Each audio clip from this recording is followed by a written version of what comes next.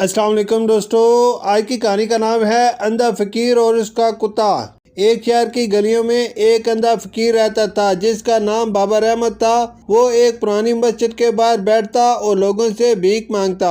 اس کا واحد ساتھی اس کا ایک وفادار کتا تھا جسے وہ شیرو کہہ کر پکارتا تھا۔ شیرو نہ صرف اس کا محافظ تھا بلکہ اس کی آنکھیں بھی تھا، جو اسے سڑک پر چلنے میں مدد دیتا اور راستے میں کسی بھی مشکل سے بچاتا تھا۔ بابا رحمت کی زندگی کا ہر دن ایک جیسا ہوتا۔ صبح ہوتے ہی وہ اپنی لاٹھی سنبھالتا اور شیرو کی مدد سے مسجد کے دروازے تک پہنچتا، جہاں وہ ایک کونے میں بیٹھ کر دعائیں کرتا اور پھر راہگیروں سے مدد کی امید رکھتا۔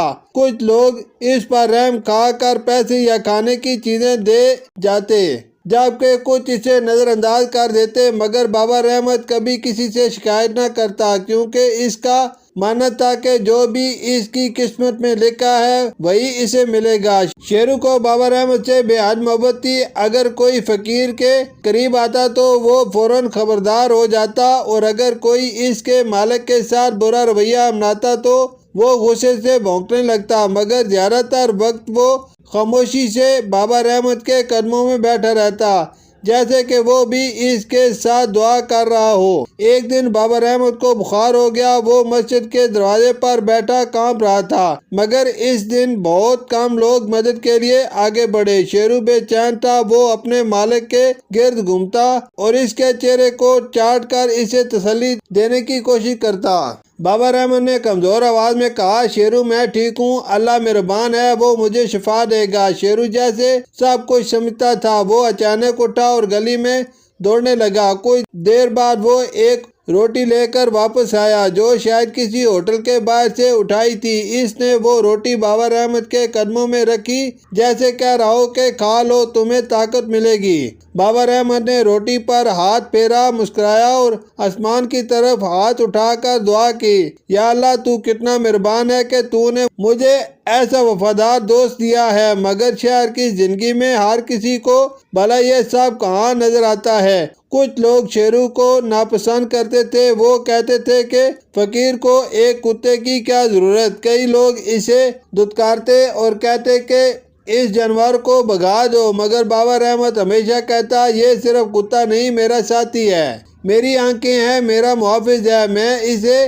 کیسے چھوڑ سکتا ہوں۔ پھر ایک دن کچھ شرارتی لڑکوں نے بابا رحمت کے صبر کا امتحان لینے کا فیصلہ کیا۔ وہ آئے اور اس کے پیسوں کی چھوٹی سی تھیلی اٹھا کر بھاگ گئے۔ بابا رحمت بے بس تھا، مگر شیرو فوراً ان کے پیچھے دوڑا۔ وہ لڑکے زیادہ دور نہ جا سکے، کیونکہ شیرو ان کے سامنے آ کر کھڑا ہو گیا اور غصے سے بھونکنے لگا۔ لڑکوں کو ڈر تھا کہ شاید وہ انہیں کاٹ نہ لے، اس لیے انہوں نے جلدی سے پیسے پھینک دیے اور وہاں سے بھاگ گئے۔ شیرو نے پیسوں کی تھیلی اٹھائی اور بابا رحمت کے پاس لا کر رکھ دی۔ بابا رحمت کی آنکھوں سے آنسو بہنے لگے۔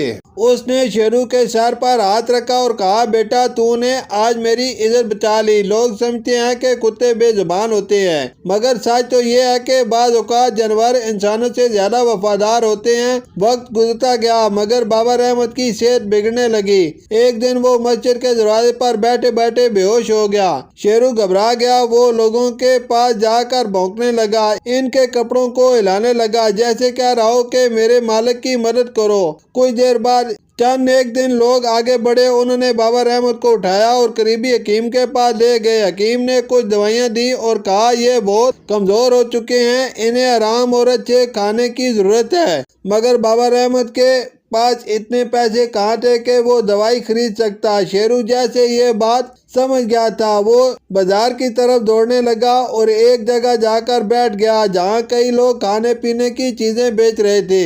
وہ وہاں معصوم آنکھوں سے لوگوں کو دیکھتا رہا، جیسے کہہ رہا ہو کہ میرے مالک کو مدد کی ضرورت ہے۔ آخرکار ایک نیک دل آدمی نے اسے دیکھا اور سمجھ گیا کہ یہ فقیر کا کتا ہے۔ اس نے ایک تھیلی میں روٹی اور کچھ کھانے کی چیزیں ڈال کر شیرو کے ساتھ رکھی، مگر شیرو نے وہیں کھانے کے بجائے تھیلی منہ میں پکڑی اور دوڑتا ہوا واپس بابا رحمت کے پاس پہنچا۔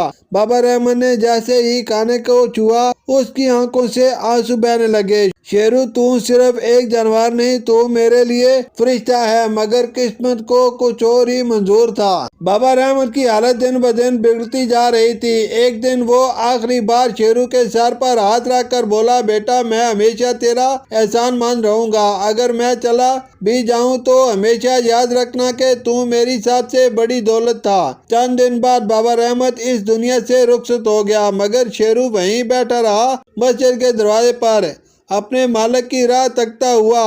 وہ نہ کچھ کھاتا نہ کہیں جاتا، بس انتظار کرتا۔ لوگوں نے اسے وہاں سے ہٹانے کی کوشش کی، مگر وہ ہمیشہ واپس آ جاتا، جیسے کہ اسے یقین تھا کہ ایک دن بابا رحمت ضرور لوٹ کر آئے گا۔